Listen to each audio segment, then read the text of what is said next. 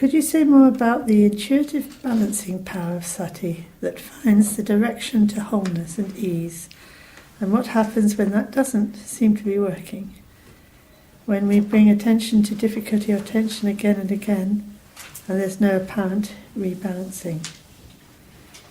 Can I say more about that?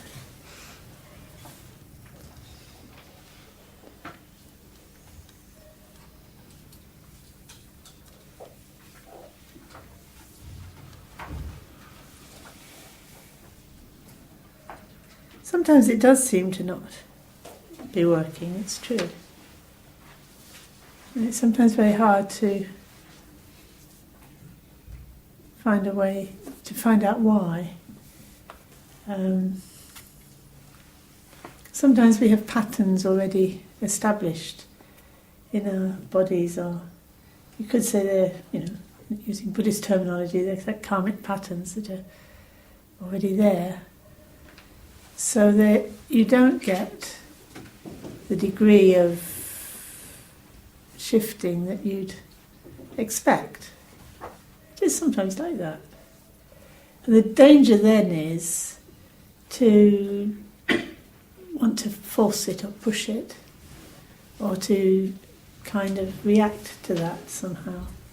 Like, it doesn't work, I'm going to give up, what's the point? Blah, blah, blah.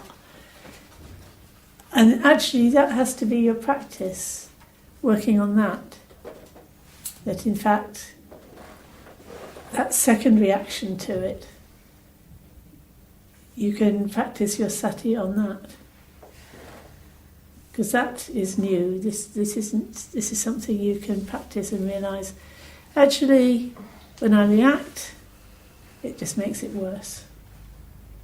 So at least if I'm aware and allowing that reaction to just lighten up, and not to add to it, to keep it as light as possible, the reaction. And yes, whatever the pattern is, will stay as long as it's going to stay. But if you don't put any secondary reaction onto it, any further reaction, then it'll be, you're not making it worse, and it will, that is your sati practice, as it were. I don't know if that makes any sense. Does it make any sense? Yeah. But yes, sometimes one would like it to hurry up, and after all, we're doing this good practice. Why is nothing happening? And then, of course, it is a difficult place spiritually, I think, when there's that kind of things aren't shifting. But that's it. That's what you're working with. That's what we're always working with our karmic patterns, and if that's what it is, that's what it is. So it could be some other kind of illness or some other kind of difficulty in life, and if it's a karmic pattern that's locked in your system somehow, that's what you're working with. And from I think one of the things that happens is that you feel, I must be doing it, that I must somehow be not practicing properly, or I'm not understanding properly, or maybe there's something wrong with me. Especially, I think, as Westerners, I think if you're from a Buddhist culture where you know that these things are karmic, it's not so likely to happen. But I think as Westerners, we tend to think we should be able to do everything, and if we can't, then somehow we're being bad, or failing in some disastrous way. So I think one of the things that I would encourage people to do is to just feel positive about it. Like in my Tibetan Buddhist friends think, oh well, sin's finishing. If I'm having to suffer something, it's some karmic result, some karmic thing that is now being purified. So that's good. So in a way, this is like I'm not having to put any further effort into it other than just simply not react, and it'll get purified, and then it'll be finished. So there's something about that very positive outlook, rather than thinking, what's wrong with me and how can I be so useless at this practice or whatever it is. I don't know if that helps. At all? Yes. Because what I do notice is that people do feel they're to blame. I'm not responding the way I'm supposed to, and somehow shows that Buddhism isn't for me, or I can't practice Dharma, or I'm not no good, or I'm useless, or even I couldn't help other people because I'm so useless myself. But actually, you don't need to think any of that. Let's just loosen up and kind of, isn't that odd? Yeah. It might be helpful to bear that in mind if you're teaching mindfulness, that if you're telling people to bring awareness to, say, pain or tension or difficulty, that it might not shift. Yes, it might well not. And then bring awareness to the judgments. And yes. And that in fact you can actually shift the judgments. That's this at least you can do. So you begin there and think, if that's how it's going to be, that's how it's going to be. But at least I don't need to make it worse. Yeah.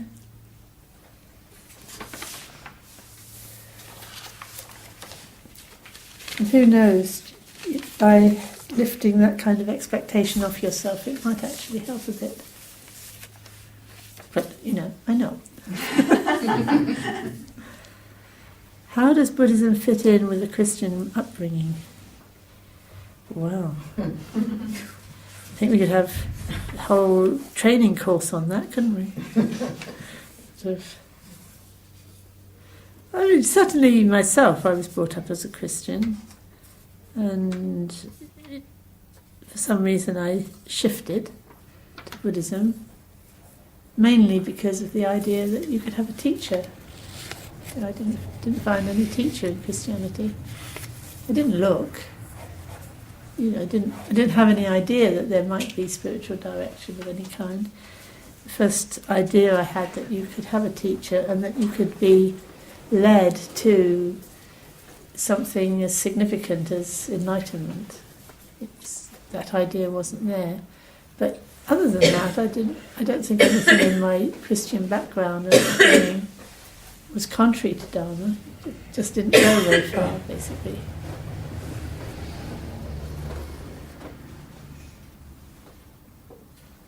I think for me, God was always this. Was very much like Dharmakaya. It's like some ultimate reality that was all-pervading and kindly disposed towards me. Well, all beings, so I must have counted in there. And for some reason I didn't pick up this idea of being a sinner very strongly. Well, maybe I did. I think Christianity knocked that on the head. No, sorry, Buddhism knocked that on the head for me, because I've been struggling with it a bit. How was I a sinner? But it depends what kind of Christian, doesn't it? Depends what kind of Christian. So I don't think you can have a whole general answer to that unless there's something specific that somebody wanted to ask about that. Something specific. I know, because I have this strong sense of gratitude, I think, for my Christian upbringing, and it wasn't particularly Christian. My father wasn't Christian. My mother was just Church of England, and pretty vague ideas, really. But I really appreciated being brought up in a Christian country with the values of love and faith. And, the Ten Commandments are all good, aren't they? So I think, I always think, what would it be like if you'd been brought up in a revenge culture? Where all your values were around, maintaining the pride of your tribe and, going out and killing anyone who did any harm to any of your... Which it could have been. But actually, we're against harming, generally. very Mahayana in the sense that we as Christians, we really, other people matter.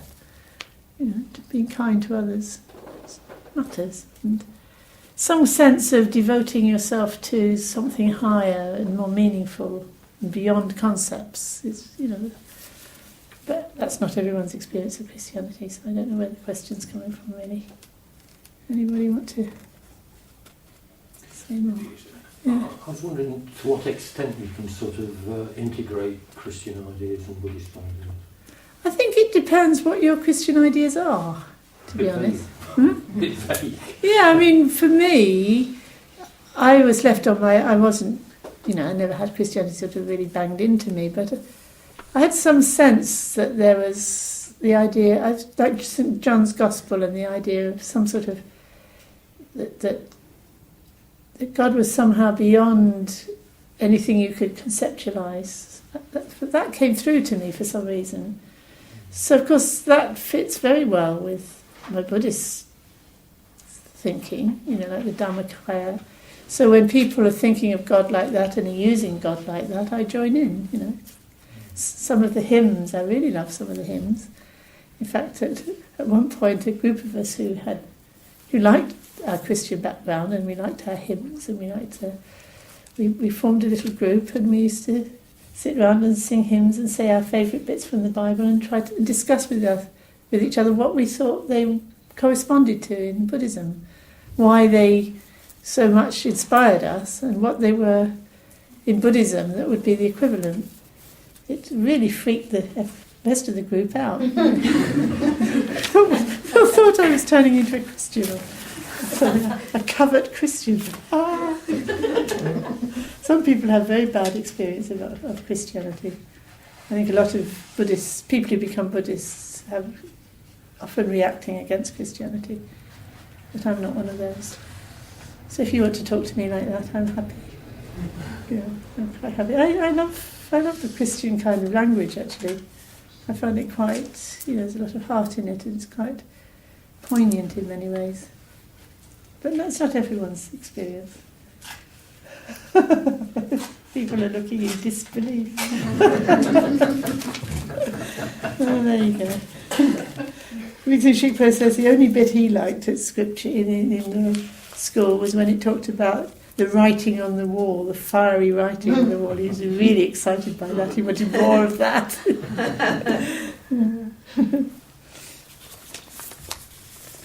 Okay. These were some feedback, which were quite nice.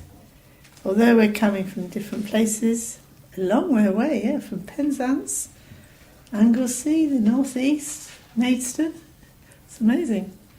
Essex.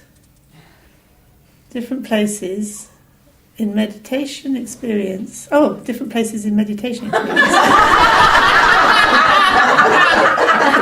So different places.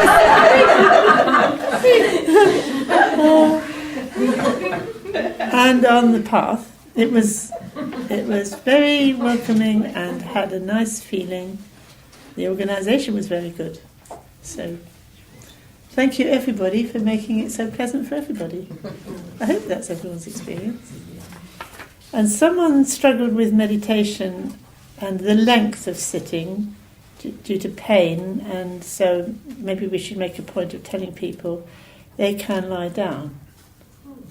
So we do, in our literature we do say that, but we don't say it every time. But maybe we should make a point of saying that so that people can make sure they're comfortable. Sometimes a lack of understanding of vocabulary can be a barrier to approaching the literature. Yes, it's difficult to know what to do about the vocabulary because there's new ideas that need new words to kind of highlight. This is something new, because if you use an English word and you just think, oh yeah, well I know what that means, and you read on, whereas if you read a technical term you sort of stop and think, well, what's that? And then there's a chance you'll find out what it is rather than just filling in the gap with what your preconceived idea of what it was, because it's in English. Sorry about that, but hopefully in the end you'll be pleased. at all these new words, because we are getting new words in the English language, aren't we? If you look in the English dictionary, there's nirvana and karma and Buddha and bodhisattva. These are all English words now. So, over time, all these extra ones will come in and you'll be able to look them up in the dictionary. Okay, coming here today felt like coming home. Oh, long may it last. Was able to connect to my resistance, is it? Which felt really opening. That's nice. I'm sure there's lots more feedback that I didn't get. What does awakening mean for all beings?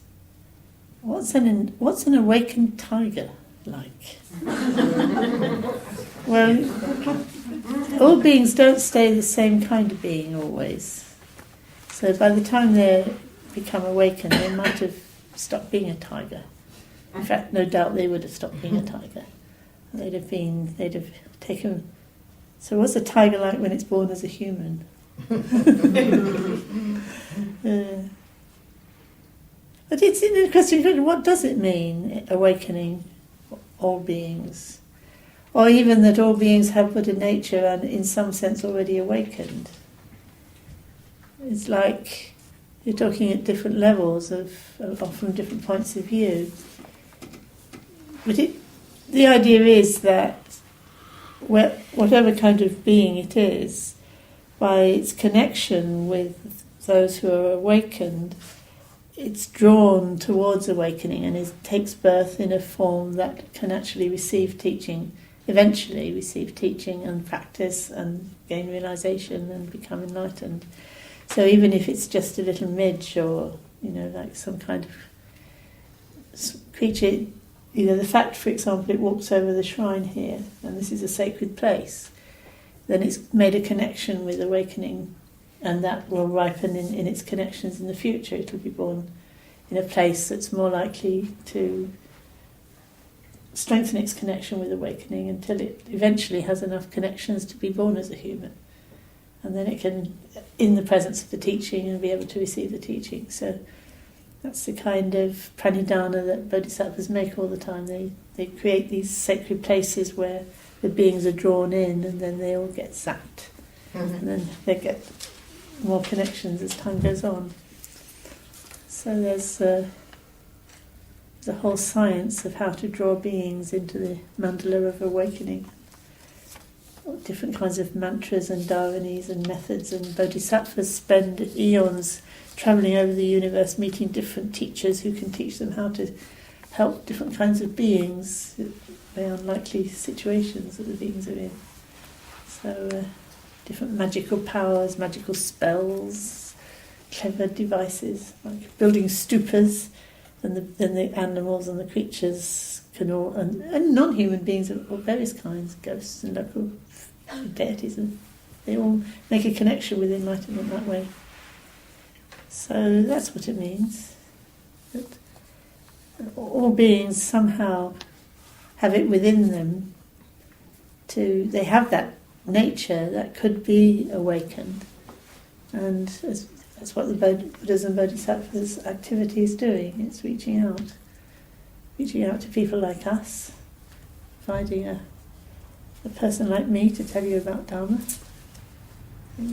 That's kind of has to be Buddha activity somehow, doesn't it? Something drew me in and sort of taught me stuff. It's got me to a certain point where I can share that with you, and now you've got to a certain point, you can share it with others. And it might take a long time, but it's going on. It's like the reverse of, there's one force taking beings deeper and deeper into samsara, and another force bringing them further and further away from samsara.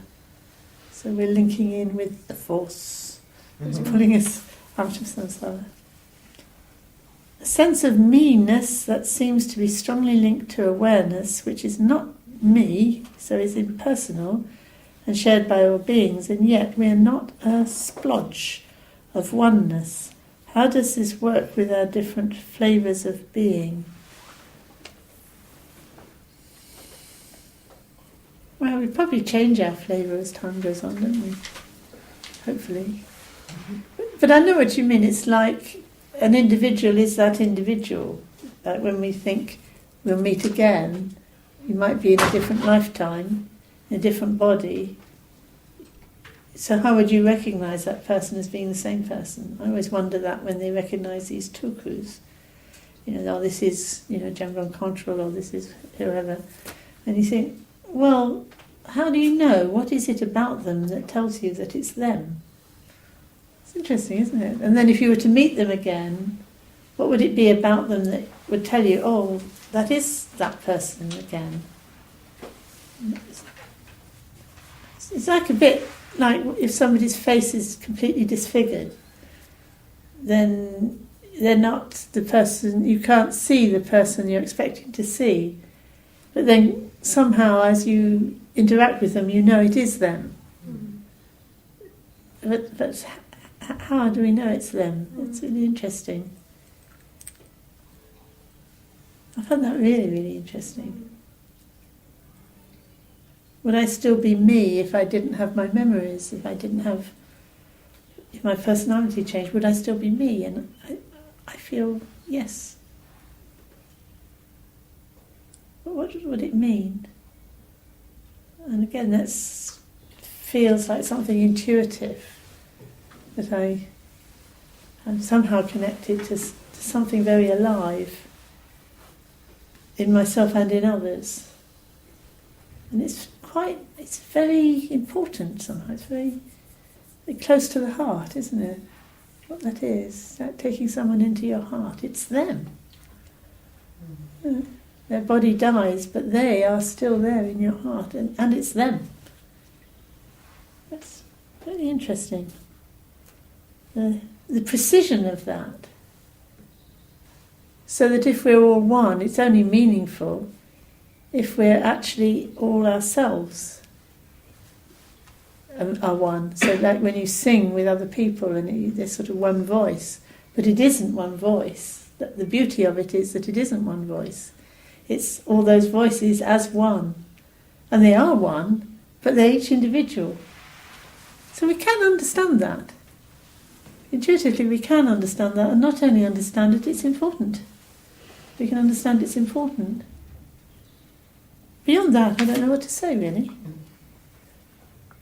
But there is that precision of difference that you can't actually separate one thing from another, and yet the distinct nature of things is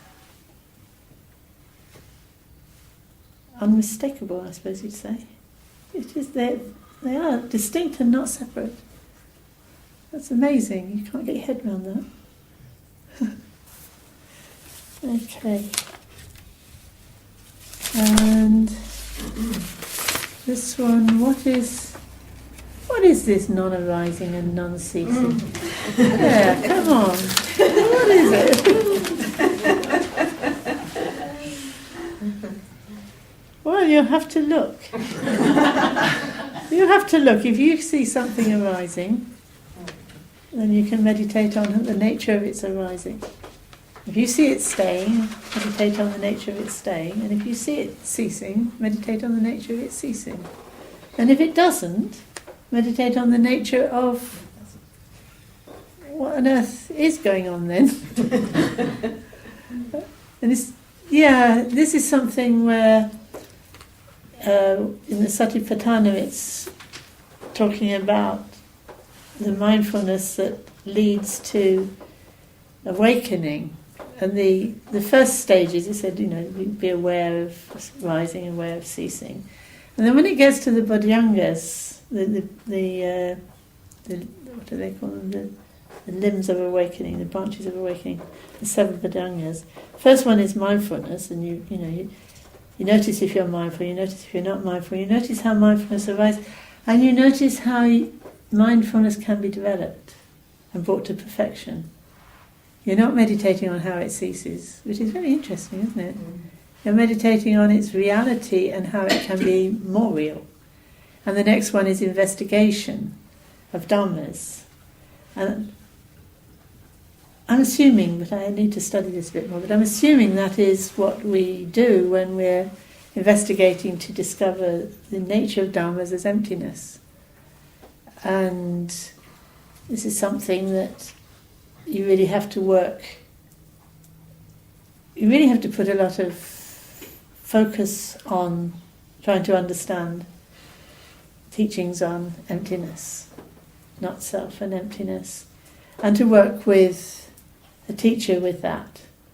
Really come with your honest responses to what you're really finding, even if it makes you feel that you're hopelessly stupid because you're not coming up with anything. You do need to come and talk to a teacher who can help you to sharpen up your understanding of what it is that you're looking at when you're looking at emptiness. It's no use having just an intellectual idea of emptiness or an intellectual idea of not self. It has to come alive as something very real and important in your own practice.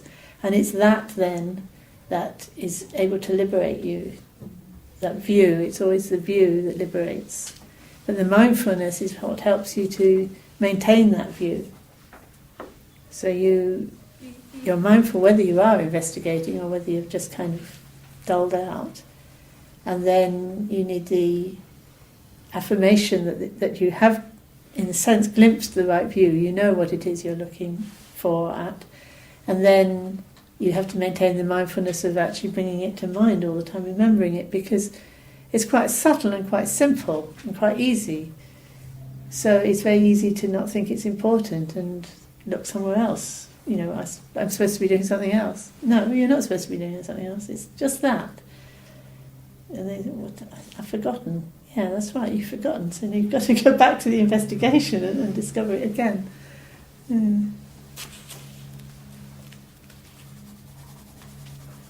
Yes.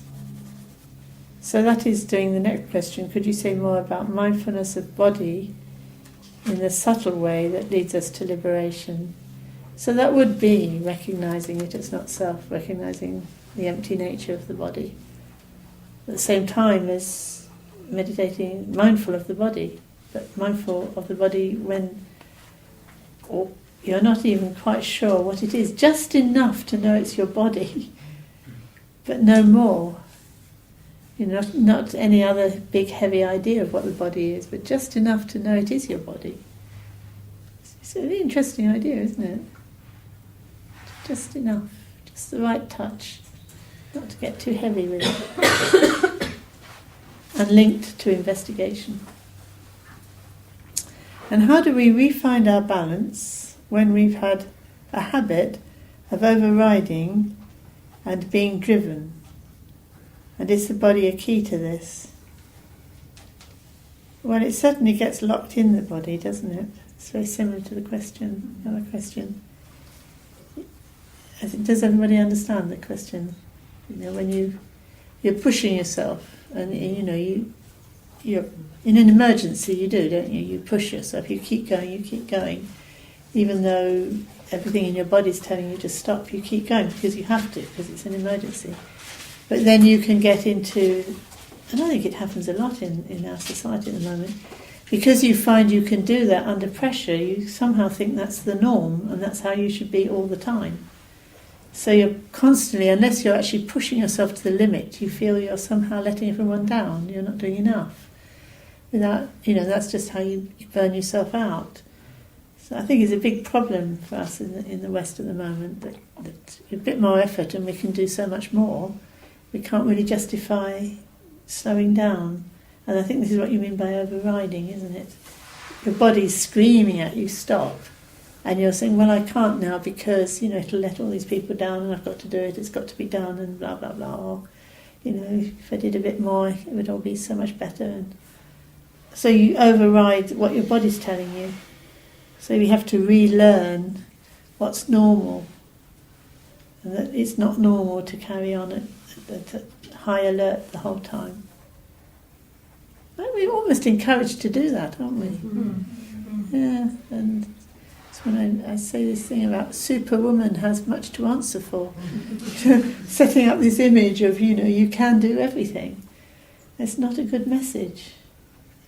It's not a good message that we need to really value how we're doing things. And that to be, are we doing it in a way that's sustainable for a start? And also are we doing it in a way that's, allowing enough leeway for emergencies to arise?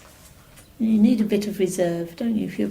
If you're pushing yourself up to the limit, then something else happens, which always does, doesn't it? And then you're going way over the top.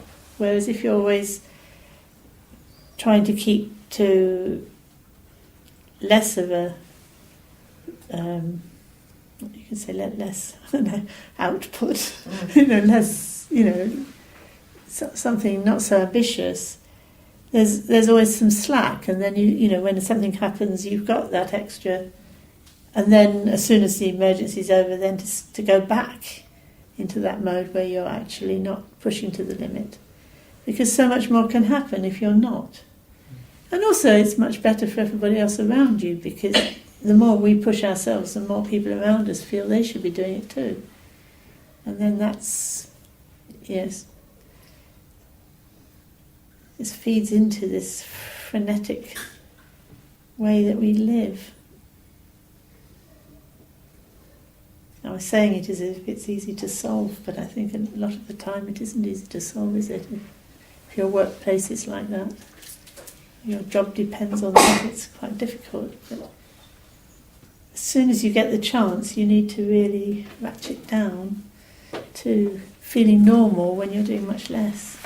I'm telling myself that all the time. I'm not very good at it. I think if you have a lot of energy, it's very tempting to push yourself to the limit. It's not good. And the body is a key to it, because the body, generally speaking, responds to being, to when you slow down and you give yourself more time to do things slowly and appreciatively. You can feel it in your body, can't you? Do you notice that? If you're doing things at a good pace, your body starts. Suddenly, I notice it. My body feels lighter. And if I'm pushing, the body starts to feel everything's strained. But it's not easy, because if you've been doing that a lot, even when you slow down, you don't really feel particularly good, and you just haven't got as much done. And then you can actually then spend your time worrying about what you didn't do, and you could have done it if you tried harder. And it's a typical samsaric, you can see how the samsaric patterns get stuck. And think, yeah, it's true. It's all true. We set up these patterns, and then we reap the results of it. So if you want to have a more slowed down, spacious way of being, the thing to do is to slow down and be more spacious, even if it doesn't feel better. Because at least you're setting up a new pattern that will, sooner or later, kick in. Can sati, or this power of balancing, be damaged irreparably, do you think? No. Okay, there is... No. We'll recover. Yeah, it can't be damaged irreparably, because it's there and it's still operating, but it's not operating in this particular area at the moment, because there's this other pattern that's blocking it. But it's working in other areas. Your attention and mindfulness. I mean, it's what's enabled you to override. It's kind of you were aware of the fact I could still do more, and you did it. So now you're going to be aware of, well, yes, I could do more, but I'm not going to. And then the body's going, yes, well, I'm not going to. So that is applying the sati, and then gradually, the body will sort of follow.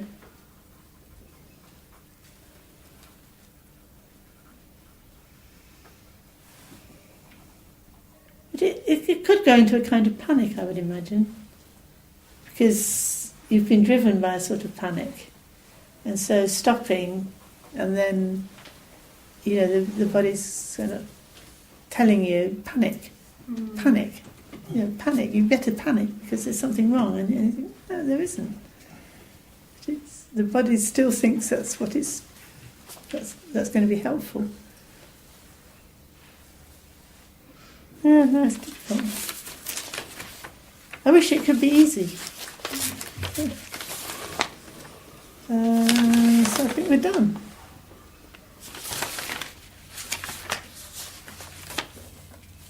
To avoid awareness being captured by obsessive thought, what are the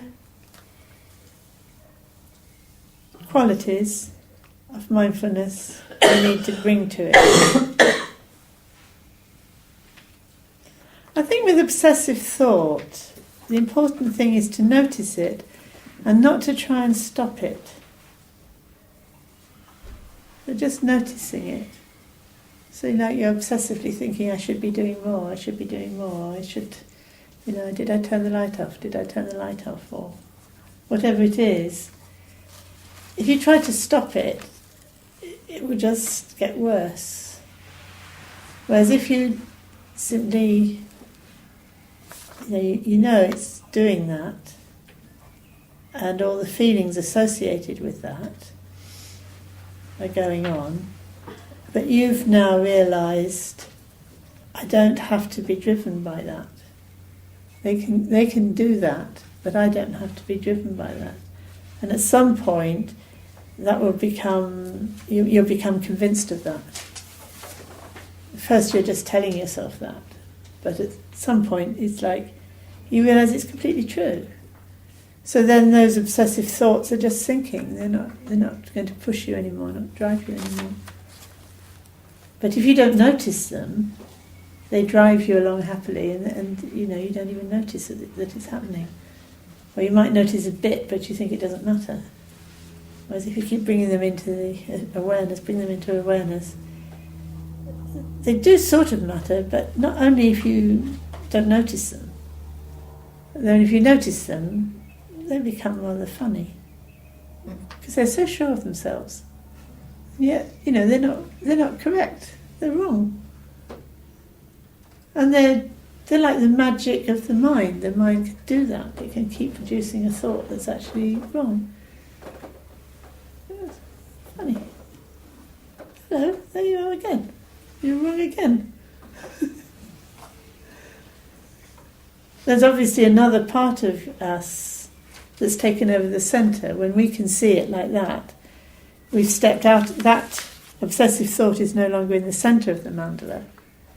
It's moved slightly out of the centre, and something else is in the centre, which is a more spacious way of being. And so, although it's still there, chattering away, it's not in the centre anymore. It's not its mandala. It's, before it's like, this is my mandala and this is how it's got to be. And then, it doesn't. Oh, it's another mandala now. It's someone else's mandala who says it doesn't have to be like that. Oh. Doesn't matter, you can go on as much as you like. It's not your mandala.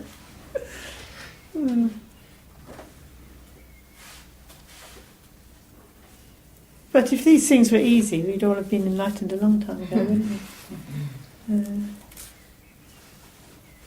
What is our true nature? Da da da da. That's good, I'm glad you're asking that.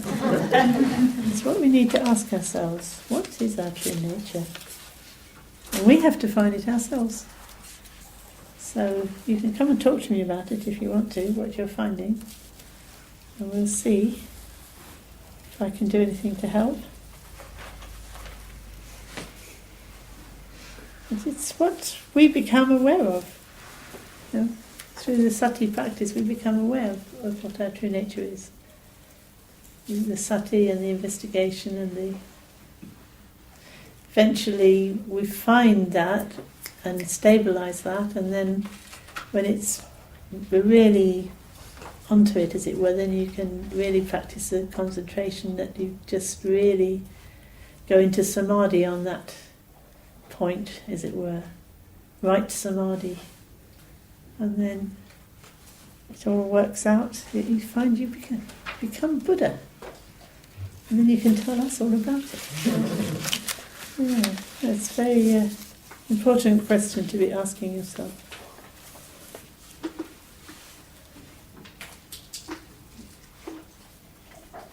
Okay, I think I've dealt with everything now, haven't I?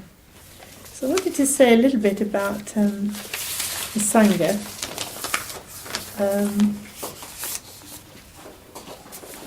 To thank everybody for all the effort they've put into this weekend.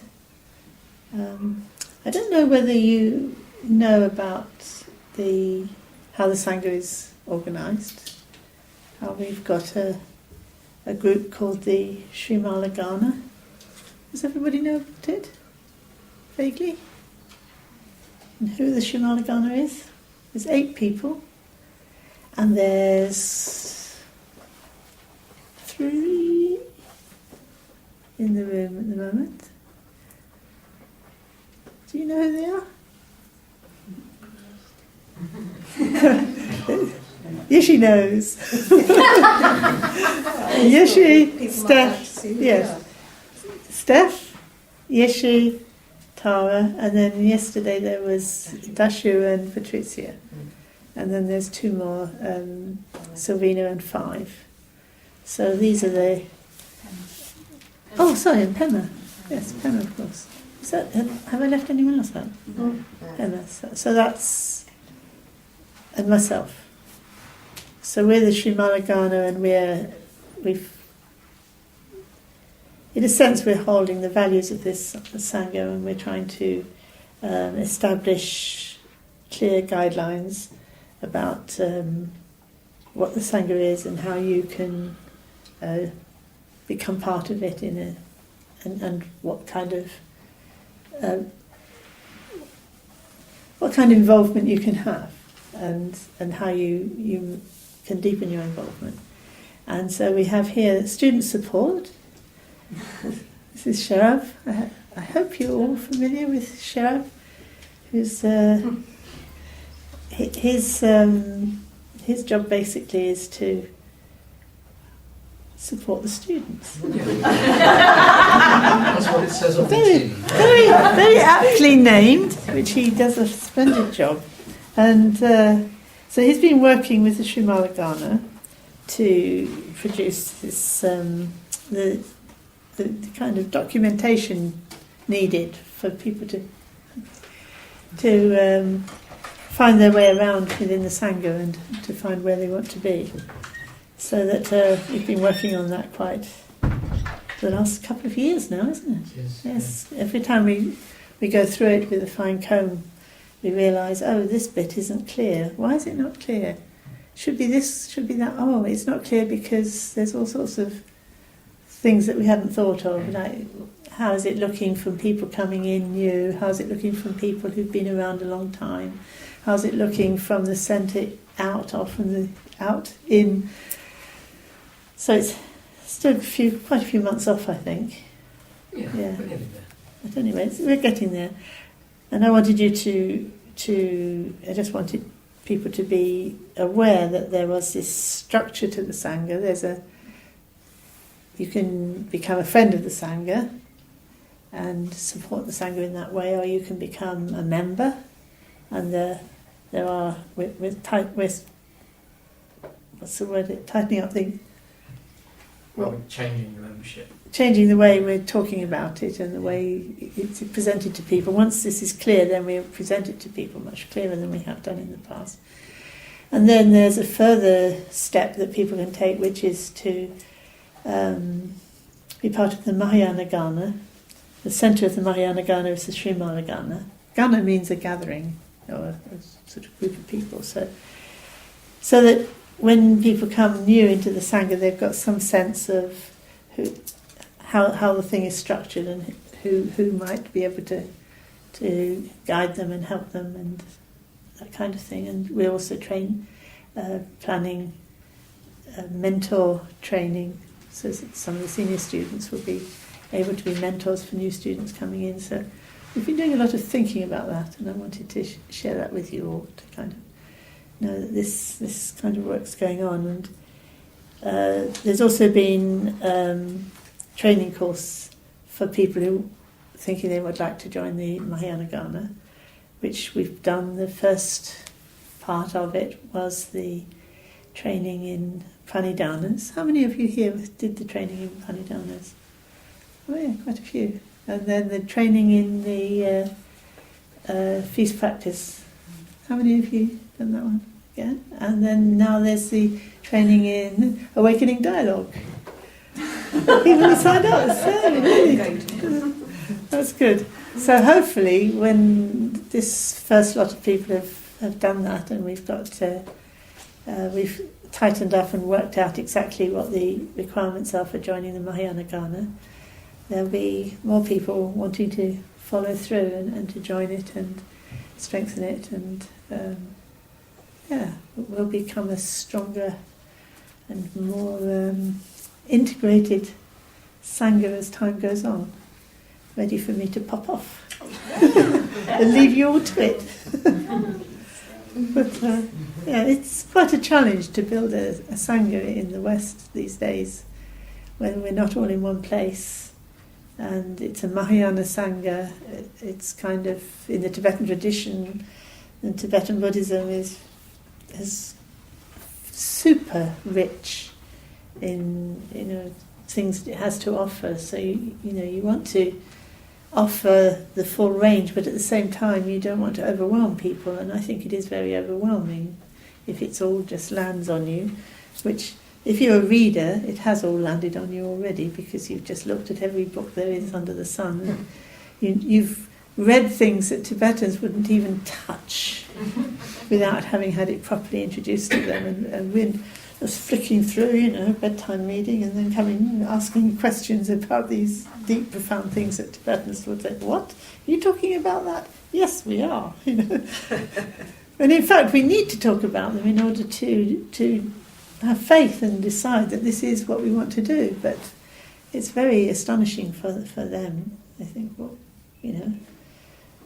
they would from childhood have this idea that they need to have a lot of punya and a lot of, very special connections, and everything has to be done in a very pukka way, But who do we think we are? I thought, well, you'd be surprised.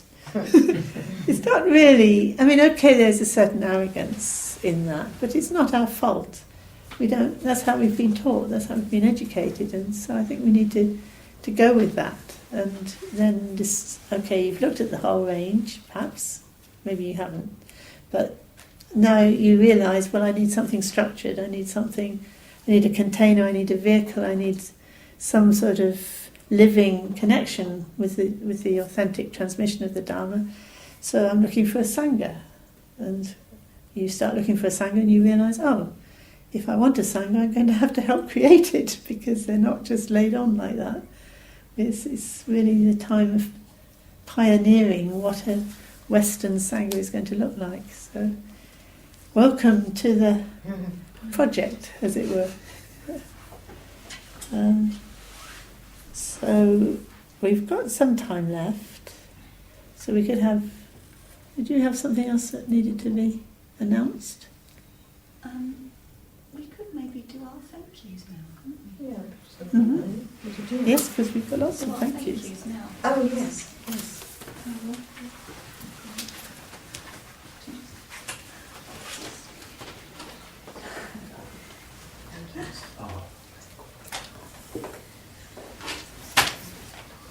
So, this is to show our appreciation for all your teaching on the mindfulness, your great humanity, and your subtlety and your erudition.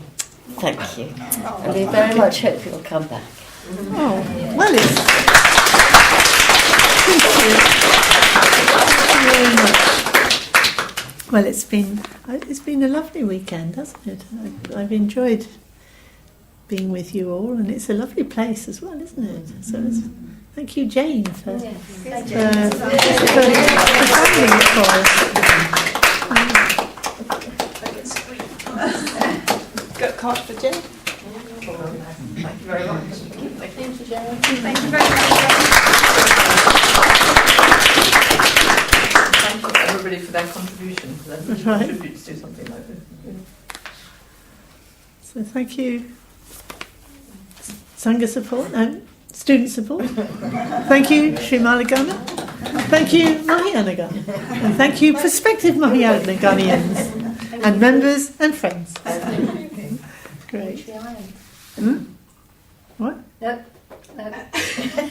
That's a song, isn't there? Which one? Okay. So what I thought was we could actually sing that song that you've got in the book. To open as loud as So we could sing it and then we could just do a short meditation before we finish. Yeah.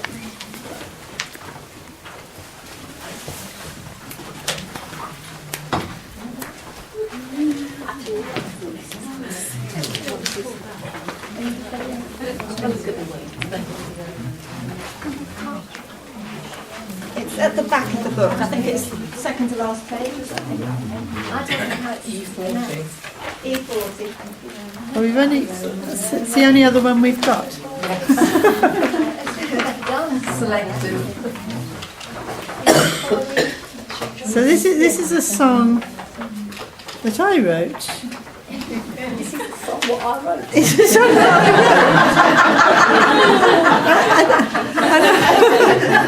I wrote it because I wanted something that we could sing that was like, didn't bring in any other jargon other than what we have in the Discovering the Heart of Buddhism book. But at the same time, it's doing the 7 branches of prayer. I don't know if you're familiar with that. The homage, then the offering, then the confessing, and then the rejoicing in punya, then asking for the Dharma to be taught, and then asking the teachers to remain, and then dedicating the punya. So if you have that in mind, you might sort of spot how it's going from verse to verse. Okay, Tara. We Open our hearts to the Dharma, within us and within all beings. Vast open space that is nowhere, discovered and yet never found. In this openness we find wisdom, clarity, awareness and truth. The world how it is when not hidden by the habit of shying away. There in the heart of that courage, open, awake and aware, is a sensitive place that's our essence, forever alive, love and joy. In awe I look on your glory,